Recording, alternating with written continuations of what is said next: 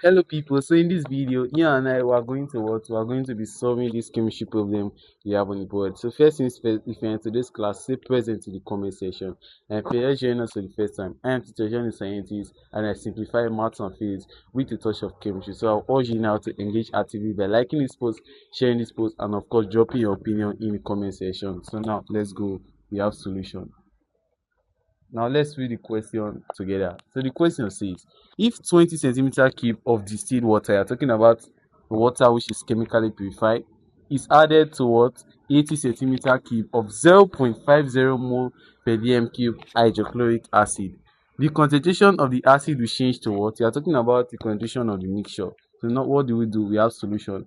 First of all, when you're talking about a problem like this, you are trying to explain what is known as what? The dilution law. Now, the dilution law is simplified as this. When you add more solvent, that is water, to a particular mixture, of course, the volume and what the concentration tends to change. So, if we have in a case C1V1, this will be equal to what? C2V2. So, this is simplified as what? Dilution law. Dilution law. So, now what do you do next? You impute the values.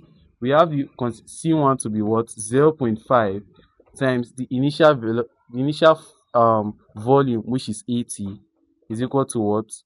C2 times the volume now will be the volume of the mixture, which should be equal to what? 80 plus 20, which is equal to 100. You are looking for the concentration, right? So we make C2 the total to the formula. So if we do that now, we have C2 will be equal to what? 0.5 times 80 divided by 100. Now 0.5 times 80 is what?